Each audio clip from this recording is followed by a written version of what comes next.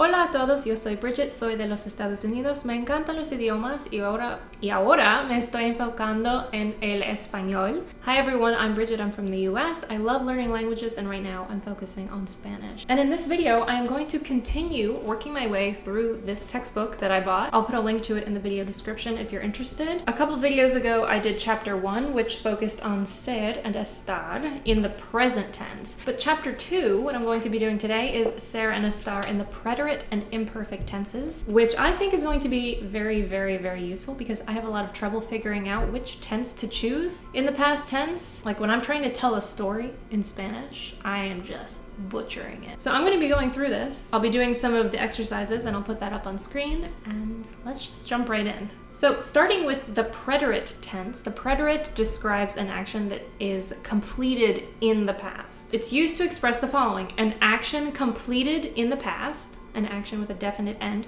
a series of actions completed in the past, or a condition that is no longer in effect. That sounds simple enough, and yet I still find it incredibly confusing. Next up, it includes some vocabulary that might be useful, like anoche, ayer, anteayer, but I know all those already. So, in terms of estar in the preterite tense, that's things like yo estuve, tú estuviste, él estuvo. See, I know the conjugations, but I still don't know when to use it. So what this says is, for estar in the preterite, use it to describe location. Estuvimos en la escuela a las 11 esta mañana. ¿Dónde estuviste anoche?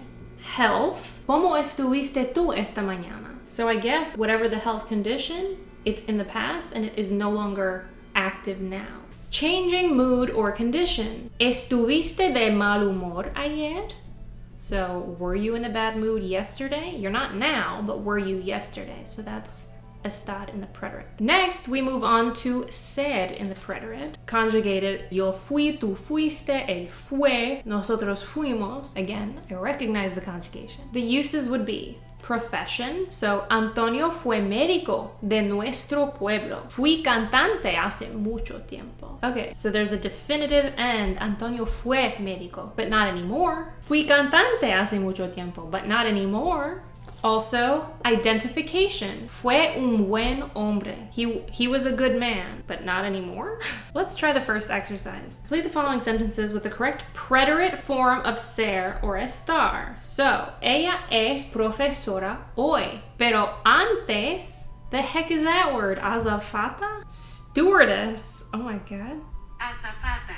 Never heard of it. So, ella es profesora hoy, pero antes, okay, so this is profession, so we would use ser, and the preterite of ser would be fue.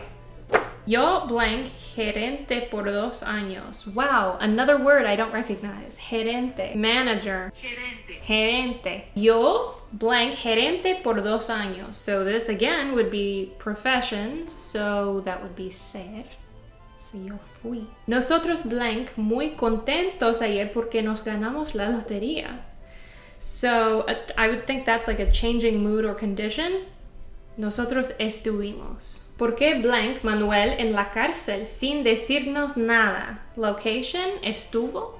Ellos blank en el supermercado hoy para comprar alimentos. Location. La semana pasada Raúl blank en México regresó a casa ayer. This is again, location, estuvo. We'll see, of course. Los muchachos blank enfermos. So that is health, which is, without looking, estar. So, estuvieron. Last here is blank una buena idea. So I would guess that that would be an identification. So ser, so fue. Chapter 2. Fue, fui. Estuvimos, estuvo. Estuvieron. Estuvo, estuvieron, fue. Okay, so apologies for any sounds you're hearing. They are vacuuming and probably bowling upstairs. Moving on. Now we're talking about the imperfect tense. The imperfect tense expresses an action in the past that is not seen as completed. The imperfect is used to express the following: an action that sets the stage for another past action, an action that expresses a narration, background, or situation in the past, repeated habitual actions in the past, continuous actions or action in progress in the past, description in the past, point of origin in the past, telling time in the past, telling one's age in the past.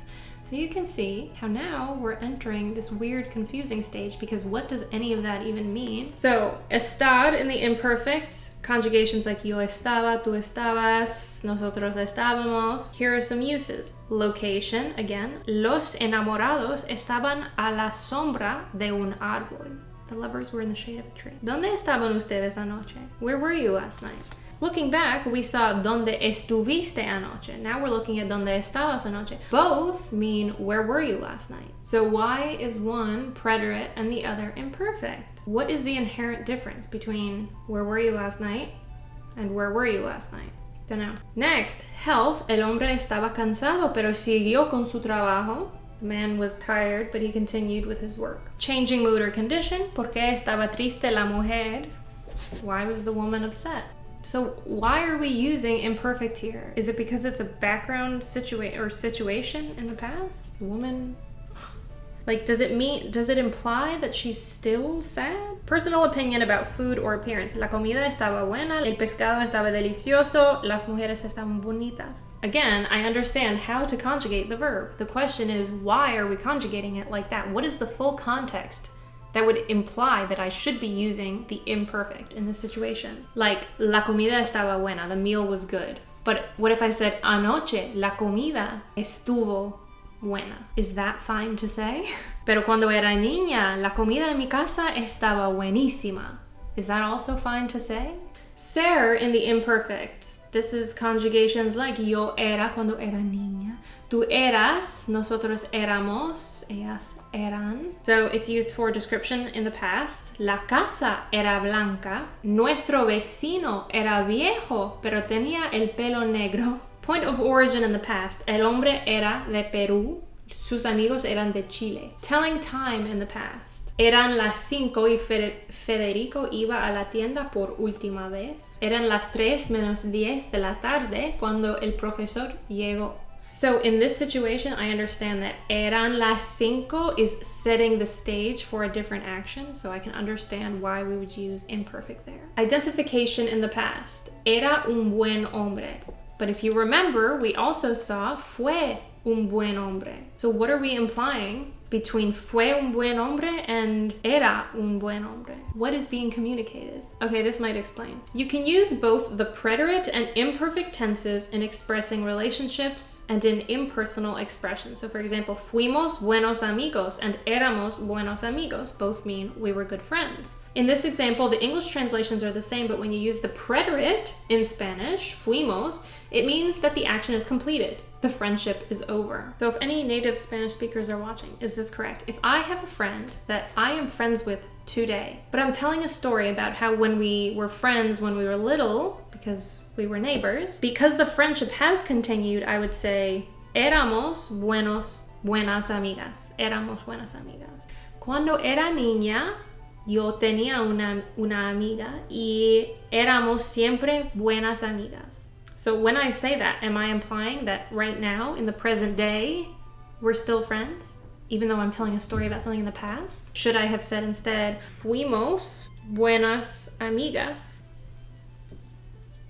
Exercise. Review ser and estar in the imperfect, then rewrite the following sentences, changing the verb from the present tense to the imperfect. This seems too easy because you're just conjugating the verb and not really having to think of why you're conjugating it, but yo soy de Venezuela. Bueno, ella era. Ellos son de España. Eran. ¿Qué hora es? ¿Qué hora era? ¿Qué hora era? That sounds weird. Nosotros estamos bien. Nosotros estábamos. Mi jardín es el más hermoso de la ciudad. Mi jardín era, estábamos, era... Okay. Next exercise, complete the following sentences with the correct form of ser or estar in the preterite or imperfect according to the meaning of the sentence. So now we've reached this bit that I've been struggling with all my life. Yo blank camarero. Ahora soy maestra. So this is profession, but here in the sentence it's implying that now I'm something different. So what I was camarero, so I think this is ser in the preterite form, fui. Nosotros blank en el banco precisamente a las 9 esta mañana. This is location in the past. I think it's a completed action, so I'm going to say estuvimos. Ayer blank un día de mucha lluvia. Hace buen tiempo hoy. Okay, so this is a changing condition showing that it is completed because it's talking now about alternatively today it's good weather. So ayer, is it changing condition or is it identification? It was a day with a lot of rain. I'm gonna guess it's identification. I'm gonna say fue. El paciente blank en la oficina del doctor a las 7 de la mañana para su operación. So it's location. The question is it preterite or imperfect? I am going to guess estaba because it is saying that he was in the office for the operation. So maybe it's like laying the groundwork, so it's imperfect. Carlos blank gerente, which we now know means manager, por 2 años. This is profession, so it will be ser, and it will be preterite because it is completed. He was manager for 2 years. Fue. Blank la última vez que yo blank a la playa. Fui? Is that... Fue la última vez que yo fui a la playa. We'll see about that one. ¿Quién blank el presidente en el año 1992? ¿Quién fue? La situación no blank tan grave. There is no context as to whether it should be. Couldn't it be fue or I don't know. Blank las 2 cuando sonó el despertador. Eran el hombre blank de Perú era. ¿Qué día blank cuando ella se graduó? ¿Qué día fue? Me gustó la obra de teatro. ¿Fue buena? Oh my god, I'm just using fue for everything. This can't be right. Nosotros blank enfermos ayer, pero nos sentimos bien hoy. Nosotros estuvimos. Blank difícil recordar todo. ¿Es difícil? Fue. I don't know, man. Blank, una buena idea, pero no vamos a usarla. Fue. Oh my god. This is like when you're taking an exam and you realize that you've put like B for all of them and then you start overthinking because there's no way that it can be that. And I'm sure I'm wrong on all of these. Fui, estuvimos. Number 3 is wrong. Should be era. But why? Why is that era? Number 4, estuvo. Nope. Wrong again. So, el paciente estuvo en la oficina. I mean, like that makes sense too, I guess. Fine. Fue. Okay. Fue, fui. That seems like a trick question. 7. Nope. Era. ¿Quién era el presidente? Why? It's a completed action. Why is it era? 8. Era. Wrong again, baby. 9. Yes. Okay. 10, era. Okay. 11, era. ¿Qué día era cuando se graduó? Okay, so maybe because it's like setting the scene for the action. I can maybe understand that. 12. Estuvo / fue. So yeah, you could choose either one. Estuvimos, era or fue, and era or fue. I still do not have this down pat, and I will likely need to watch like 100 YouTube videos on this and also just read a lot more stories where people are telling stories about things that happened in the past so that I can see it in action more and figure out why each tense is being used. If you're learning Spanish, I hope maybe you learned something from this video, or you can help me learn something from this chapter to help me drill this in my brain. Y también me gustaría saber qué tipo de contenido ustedes les gusta ver, porque yo hago vlogs y también videos así donde estoy aprendiendo y yo no quiero aburrir, IR verb, a ustedes. Entonces, por favor, déjenme saber en los comentarios. Muchísimas gracias, como siempre, por ver este video, por estar aquí. Gracias por ayudarme a aprender este idioma y nos vemos en el próximo video. Adiós.